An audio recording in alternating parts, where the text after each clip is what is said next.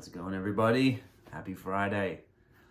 I thought I would do a quick video showing how I constructed this new version of Back to You that's out today.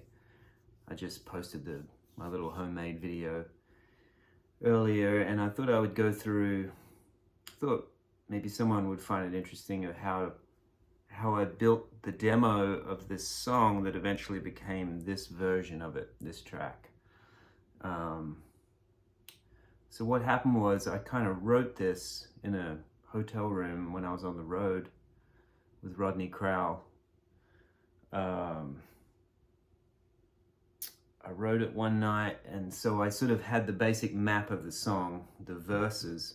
I decided to write a chorus for it, for this version.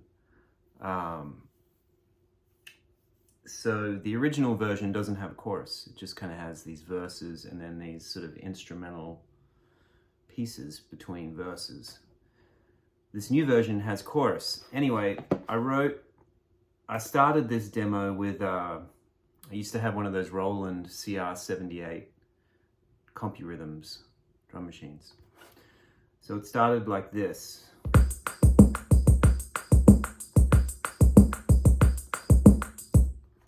Simple, right? But really the heart of this song in the beginning is these acoustics. And I played it with my thumb, and I sort of came up with this rhythm.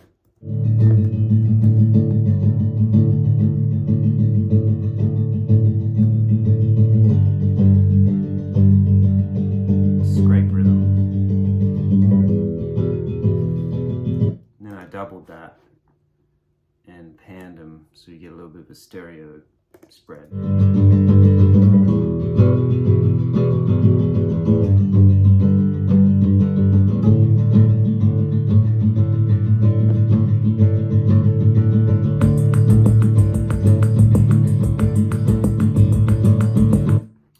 Okay, so that's kind of the heart of the verses. And then I used to have this, for a little while, a tipple, which for anyone that doesn't know, a tipple is a cool, sometimes can be a good alternative to a mandolin because it's 10 strings and it's tripled in a few places, I think. I can't even remember how I tuned it, but it's a cool sound. Slightly guitar-y.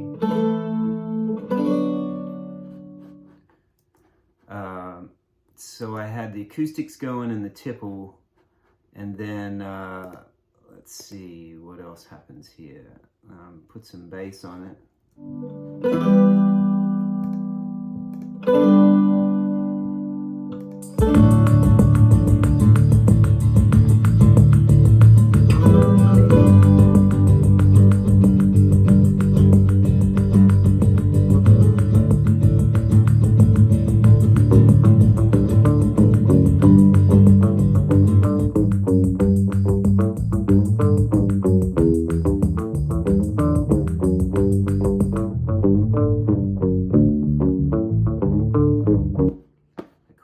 Cowboy guitar on the tracks.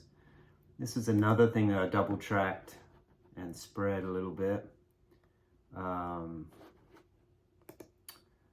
This is sort of ends up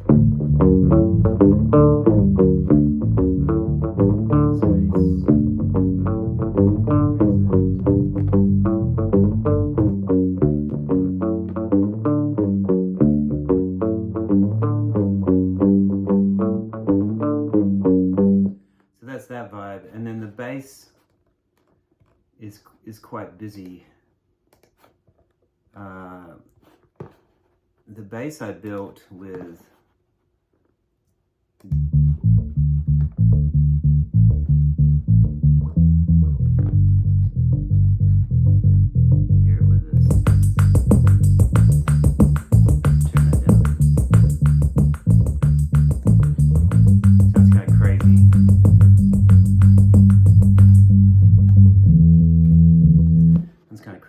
itself, but it works with the track.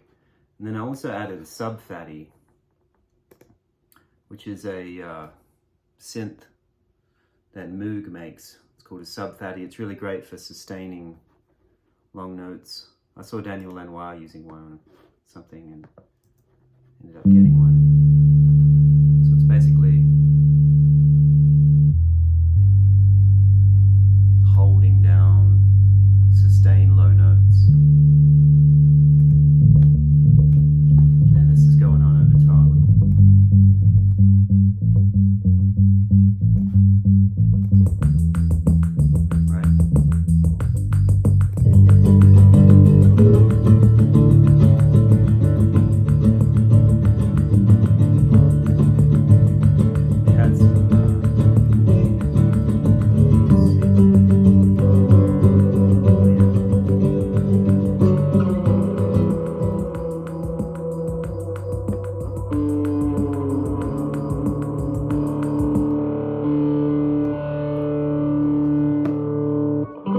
So I had some pretty affected slide moves going on.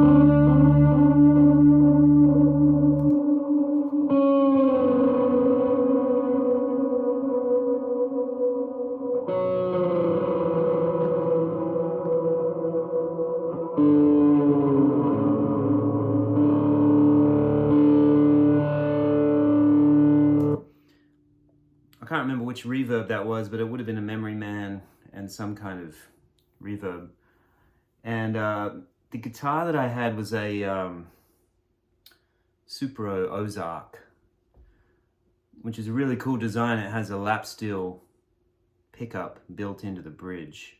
It's one pickup. It's one of those lap steel pickups that they used, but it's built into a guitar. And it's kind of a precarious setup because it really only works for slide, but you can sometimes, with some of them, there's enough neck angle to where you can get the action right to where you can fret them and play slide with them, which is the one that I had. So the bones of it are, like I said, these acoustics,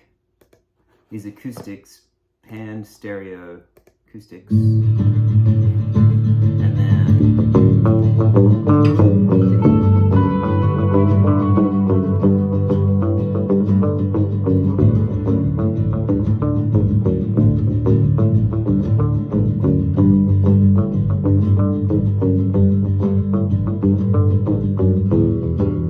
and then ended up with a backbeat that I think I've found somewhere and sampled.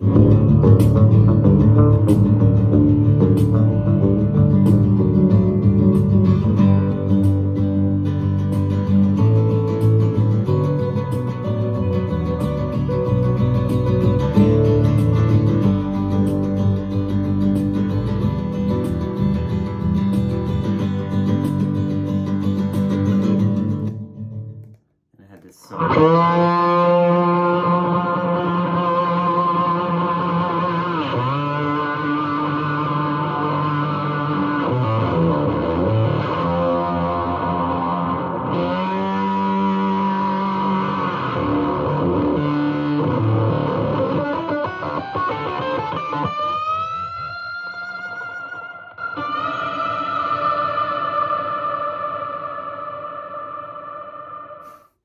You can hear where I clicked on the reverb pedal for the last bit. That's my Supro Ozark through one of those small Supro amps that's basically the Supro Champ with a fuzz pedal, probably the prescription electronics fuzz. It's a good gnarly sound. So that was that, and then I added just a few other little bits and pieces. I like these desert sticks, I call them. These are actually, I can't remember where I got these. They've got a good note in them though. And that happens in the second verse.